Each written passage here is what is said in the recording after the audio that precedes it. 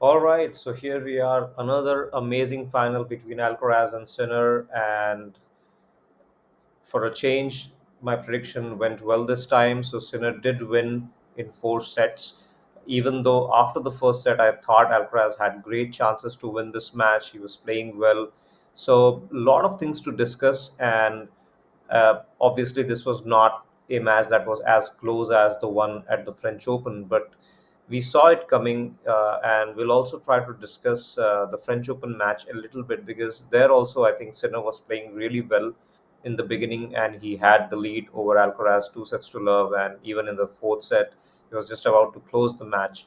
And this match was kind of similar performance from Sinner.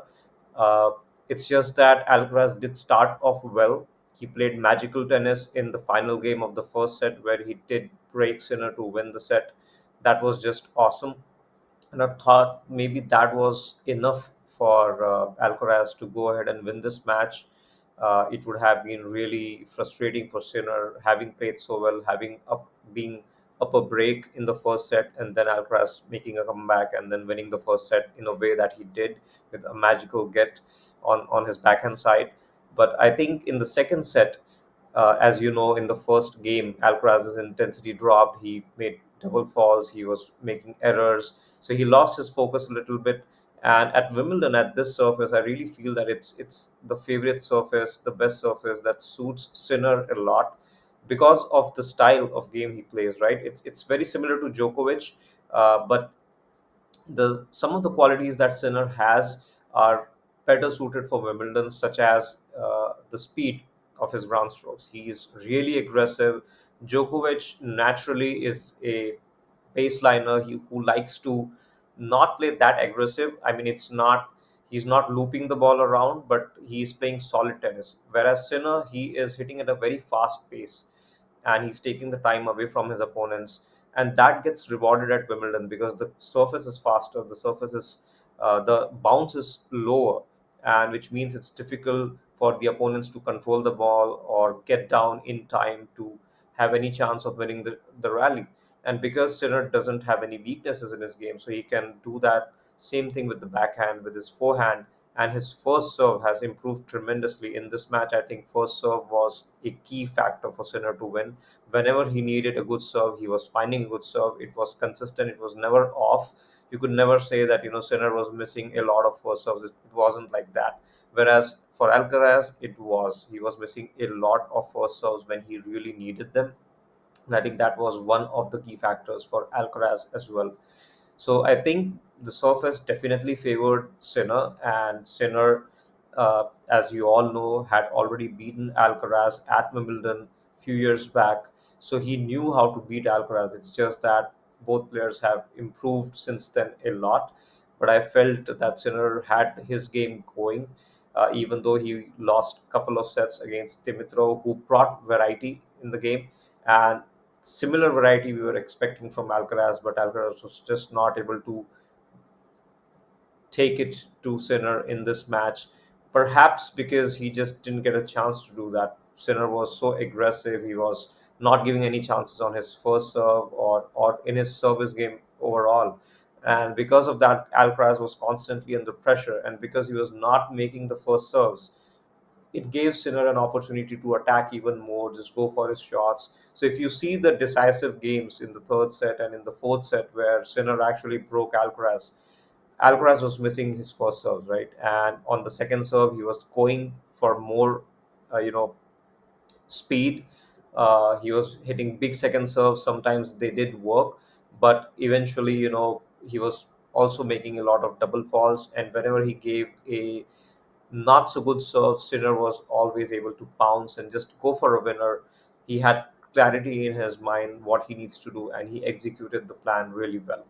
So a great victory for Sinner. And if you look at the stats, it's there's not much difference actually, even though the match was not as close as it should have been. It was 4 sets, but I think if you look at the stats, the first serve percentage is the key here, which is 62% for Sinner and 53 for Alcaraz. But even more so, whenever Sinner needed a first serve or whenever it was an important game, Sinner was able to bring up the goods on his serve. That was a key factor. The second thing which I feel was the shot selection. So we'll come to the key factors in a bit, but if you look at the stats, first serve points one or equal, second serve points one not much different, but obviously Sinner better. 60% is a very good percentage to have for second serve points one. At the net, I think I was surprised to see Sinner so much at the net, and he was successful. Maybe not as much as he would have liked, but at least he was trying. So that was part of his strategy. And if you look at the winners to unforced errors, there's not much difference. In fact, Alcaraz has a better ratio. But again, it's the timing. When Sinner needed to produce the goods, he did. In the second set, similar to what Alcaraz produced in the first set, to win the second set, Sinner produced a awesome game. He played super aggressive, great defense, sliding onto the court, running, hitting running forehands, backhands. Everything was just perfect from Sinner once he won that second set, and he never had a letdown. He did give some looks to Alcaraz. Now that's, I think, one of the factors that on which Alcaraz needs to improve his game, because I think these things, he has a lot of margin against all the other players, and all these things get overlooked because he gets so many chances. So he just converts some of them and then wins the match. But against Sinner, the margins are very few, right? The margin is very less, so he cannot afford to have such lapses in concentration, and also the shot selection. So when he makes those mistakes, Sinner is very consistent, right? He's not gonna have a lapse too often. And the speed, the shot selection, everything is going to be the same for Sinner. He knows, he comes up with a strategy, much like Nadal. You always knew when you saw Nadal playing that he will pick the right shots, he'll do the basics right, he will not miss anything, he will not lose his concentration. And because of that, more often than not, if the opponent is not having a good day, Nadal would always win the match. So similar case is with Sinner, and of course he's similar to Djokovic also in a way, in this regard, that does not miss many shots. He does not make many unforced errors. But because he plays at a fast pace in general, the opponent doesn't feel like he's playing solid tennis. It feels like Sinner is going for broke. He's going for winners. Where in fact, because it's his natural game, he's just playing his percentage tennis, and that is good enough for him to win against most of the other players. Now, for Alcaraz to beat Sinner, Alcaraz has to, improve his shot selection, and also needs to bring his A game. If both players are playing well, Alcaraz has more variety to win the match on any surface. But because Alcaraz has these loss of concentration and incorrect shot selection at times, sometimes he goes for too much, sometimes he becomes passive. So all these things, these little things, make a difference when these things go against Alcaraz. That's what happened today, and it was coming, obviously. In the French Open final also, I thought Sinner was very close to win that match, and he played better tennis in the beginning of the match. But once Alcaraz got back, I think he played perfect tennis. But that shows you that Alcaraz has to bring his A game, has to play his best tennis to win against Sinner.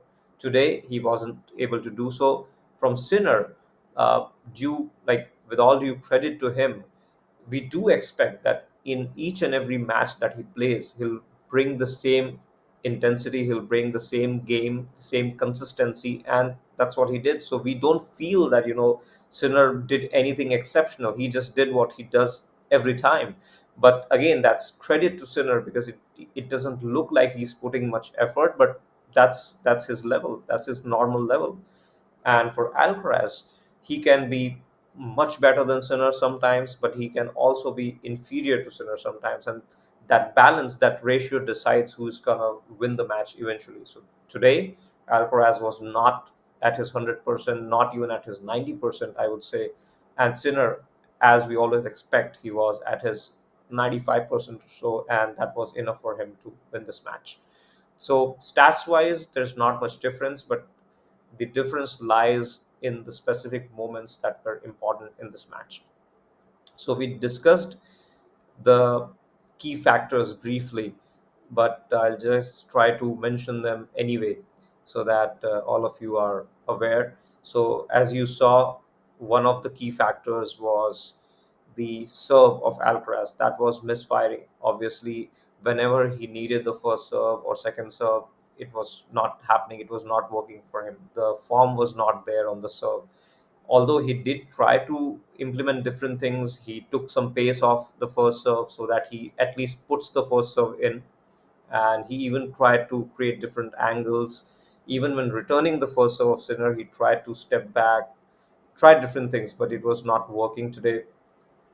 The shot selection, this is where I think Alcaraz let all his fans down today, because uh, we all know that Alcaraz likes to try different shots and go for his shots, try some fancy drop shots, lobs, all of those things, right? But it looks good when the things are in control. Maybe it's a neutral game or Alcaraz is ahead in the match. But if he's down or if it's a pressure point, those things can really come to harm him, because a lot of times in this match it happened, even in the second set or the third and fourth set, when those were very crucial moments, very crucial points, and his drop shot was not working today. I mean, once or twice he did hit winners, but most of the times Alcaraz was missing his drop shot, and still he tried to go for that on important points where he had the whole court open to himself. His normal forehand, which is so trustworthy, would have done the trick, or even a backhand, or even a percentage shot would have done the trick for him. But because he tried to go for his drop shot or fancy shot, he lost that point, and then it became love 15, love 30. And then once Sinner got a sniff on that game, all he had to do was just go for his shots. Even if he misses, that's okay, because he had so much confidence on his own serve, and he was winning the service games with ease, that all he needed to do was just see Alcaraz mishit a few shots or go for different shots or non-percentage shots, and then when he gets a chance, just go for his big forehand, big backhand, come to the net, and then just finish the point. I know it's very easier said than done, but in terms of strategy, I feel that Sinner had it going from the beginning. He knew what he needed to do. For Alcaraz, I think we know how he plays, but today the balance was not in his favor. He always misses shots. He always has this moments where he loses focus. But today, because the amount of that, the percentage of that was against him, because it was more on the more on missing the shots and misfiring the serve and losing his focus, rather than producing his magical tennis, which he always does. So the ratio was against him today, and that was enough for Sinner to win. Now, inconsistent on the forehand, obviously we saw in the beginning of the match that he took a lot of time to get into the rhythm. But even then, I think his forehand misfired at crucial moments. But it was not the biggest factor in this match. I feel the biggest factor in this match was Alcaraz's serve, which was not working at all for him. And also credit to Sinner, because he was returning well. So if you saw the match, you could always feel that howsoever good Alcaraz serves, his serve is getting returned, even though he hit a lot of aces more than Sinner as well. But every time he went to serve, we thought that okay, maybe Sinner can return this. But when Sinner served, it looked like Alcaraz was really struggling to return his serve. So serve was a key difference, and then the shot selection. I think that was the key factor in this match for me, because a lot of times it's very subtle, because these two players play so well. The margins are very small in these matches. And in at the beginning, on the first point of the game, crucial game where maybe Alcaraz was serving to stay in the set, or he had break points, and there were many occasions like that. And the percentage play would have been to just go for the normal shot, because he hit a good shot, he was in good positions multiple times. All he had to do was hit the ball in the open court and just come to the net to make a volley. But he went for fancy shots, sometimes he went for drop shots, sometimes he was passive and then just hit an unforced error. So in the important moments, his shot selection was definitely questionable today. Now, Sinner's first serve and net game were absolutely impressive today. first serve got him out of trouble many, many times. Many times it was 15-30, 15-40, and even in the fourth set, Alcaraz did have two break points. It was 15-40, and we thought, oh, maybe the French Open final will repeat itself and Alcaraz will get back. But because he was not playing that well, he did not take his chances. Plus, it's Wimbledon, and if Sinner is able to serve well, however good Alcaraz's defense is, he will find it difficult to win that point because it's Wimbledon, right? The surface is fast, the ball stays low, and more importantly, Sinner's ground strokes are very, very effective on this surface. And because we have seen Alcaraz beat Djokovic in the last couple of years, we feel that Alcaraz loves to play at Wimbledon and this surface suits him best. But I feel this surface suits Sinner more than Alcaraz. Now, Alcaraz has won against Djokovic a couple of times, but we are not talking about prime Djokovic, right? Even in 2023, if you look at the final against Djokovic, I feel Djokovic had that match on his racket. He won the first set, I think 6-love or something, and in the second set, also in the tiebreak, Djokovic was 5-3 up. He had 2 points on his own serve, and maybe it was the wind or something, but he lost 2 points by unforced errors on the backhand. Can you imagine the Djokovic in a tie break where he's super consistent? It's not even that Alcaraz hit winners; those were normal points that he missed. That was so unlikely of Djokovic. So that is where I feel Djokovic was not at his imperious best in terms of form, in terms of fitness, and also in terms of his usual self, which is like no miss zone that he goes into in tie breaks and all that. But so, and the last year, obviously, Djokovic was injured, and he did well to even reach the finals. So I thought maybe that gave a false impression that Alcaraz's game is suited for this surface, and because of that, because he has beaten Djokovic, maybe he's the best player on grass because he has beaten Djokovic a couple of times. But I really felt that it was more to do with Djokovic than Alcaraz winning those two Wimbledon titles. I mean, whole credit to Alcaraz for winning those two matches, playing superbly well. But when it comes to the surface, I still think that the same thing with Federer, right? If you compare Federer and Djokovic, even though Djokovic has beaten Federer a lot of times on grass, but I still feel Federer's game is more suited to grass, and I think that Federer has more chances to win on grass than Djokovic. So similarly, I feel that Sinner has more chances to win on grass and will keep on having more chances if he plays like this. Now, clear thought process and tactics for Sinner, obviously, because I think uh, from get go, Sinner was serving well. He was going for his shots. And one more factor which I feel which did not come up in this match was the slice. Now, you should remember how Dimitrov caused all sorts of trouble for Sinner. And because Sinner is like Djokovic, you should obviously get a clue from there that even Djokovic did not like players playing a lot of slice and troubling with the pace. Same thing happens with Sinner.